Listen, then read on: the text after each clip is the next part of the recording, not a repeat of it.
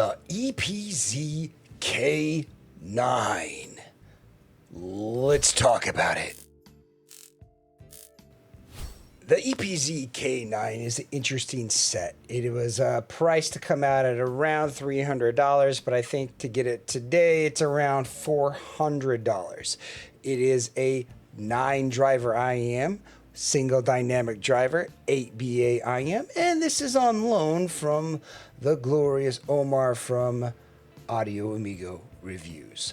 Let's start by looking at the build quality of this lovely IEM. The shell contours for me is a really handsome shell. It's vented, it looks nice, it has a beautiful faceplate, it holds onto ear tips well, it's flat 2-pin cable connector. There's really not a lot I could say about this shell other than this is a fully world-class looking shell. It's beautiful, it feels like it has high build quality, and it looks nice. I have no fault with this shell. Usually I do have one, but this one, it just feels like it's a really nice, well-made IEM shell. Not even just for the price, but I mean, it's just a nice one and it fits me well. This has a nice, pretty little blue and white case. It does have a swappable termination that is branded in 4.4. Speaking of the cable, it does have kind of hard to notice right and left indicators. They are there, but they are not color coordinated, which is disappointing. Has ear hooks. It is a fabric cable, which kind of drives me insane. Chin slider does stay in place if that is something that is interesting to you. Y split is branded EPZ, and it does terminate in a 3.5, but again, you can swap this out to 4.4 without too much hassle.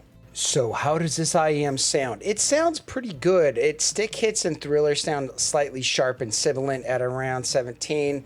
That's Michael Jackson's Thriller. And like the drum hits feel a little bit tinny.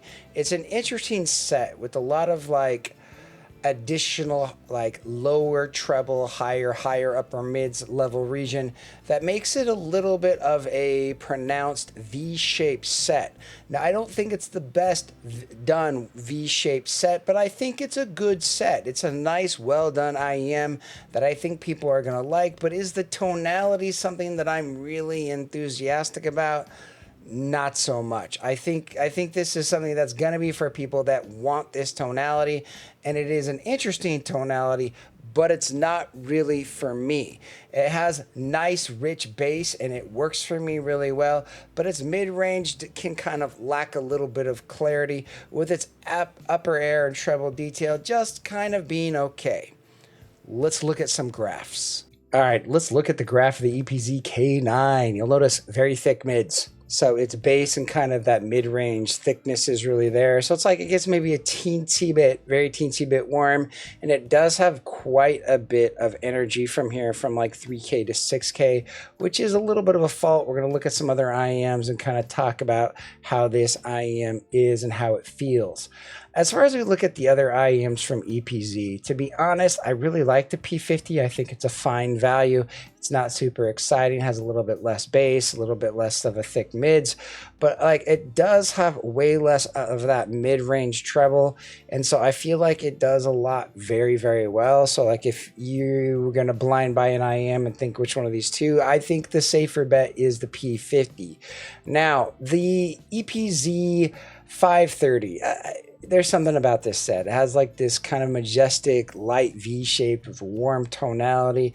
It just kind of has this old school lovely tonality. It's really nice, but it's a completely different signature that you may or may not like.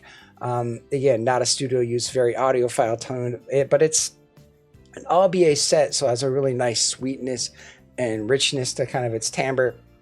And it's a nice set. It's a lot more expensive. But as far as other IEMs in the market, I kind of want to show you, like, it seems like if you look at the MK4, you'll notice there's a lot more kind of this 5 to 6K energy than I'm used to, but it's tolerable. But it's just this overall appearance to this graph that kind of pulls me out a bit. Like if we normalize this at 900 or 800, you notice it just seems like that whole region has been raised about 3 decibels.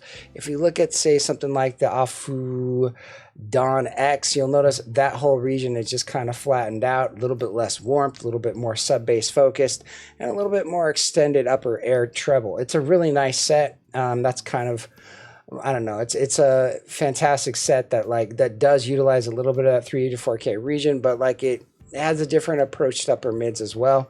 So again, the Epz K9 is a nice set, but it's kind of V-shaped and it does give extra details. Some people will like that. To me, it's not something that I actually fully love, and it's not something I fully recommend. It's not like what I absolutely adore.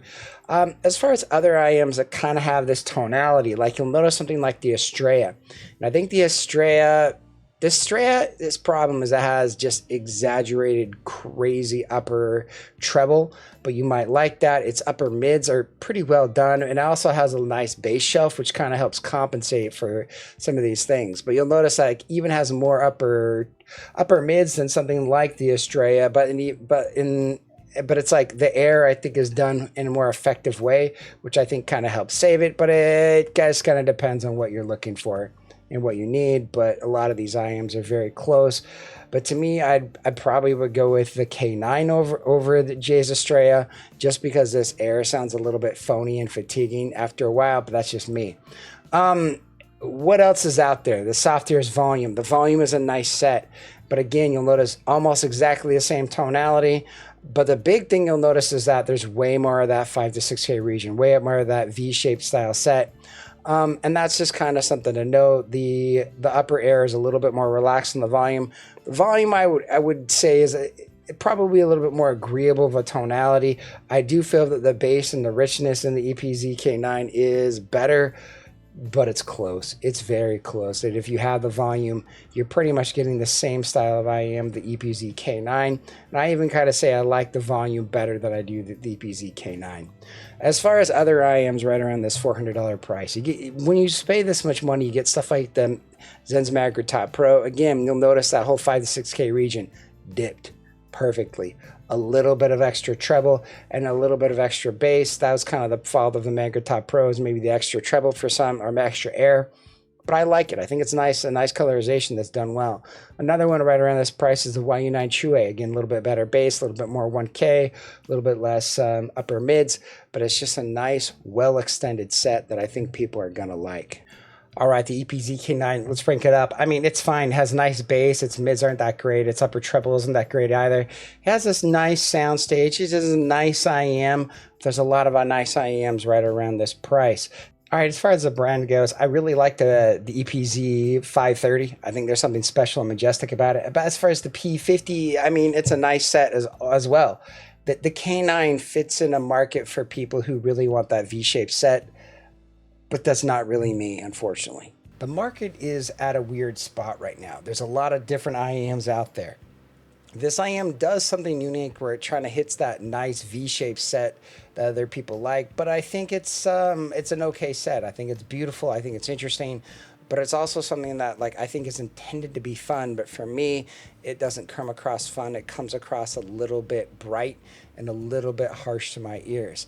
Everybody's different. Everybody's going to like what they like. I think if you're looking for a V-shaped tonality and you're like, yeah, this looks great, I really appreciate the build quality and the time and effort and the engineering that's gone into this IM, and I think it's a very reasonable price for what you do get. Thanks for watching my video. If you guys have any questions, leave them in the comments below.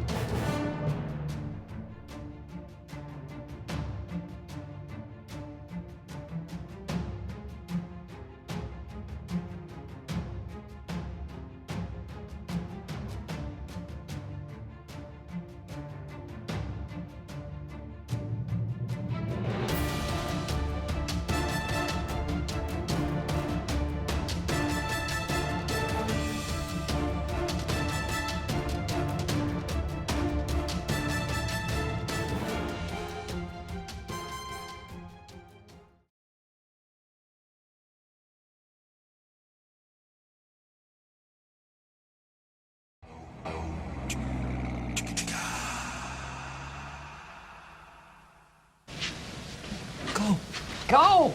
Go! Go on with you! You're mid, you're mid, you're mid, you're legendary. You're mid. Jaytiss out.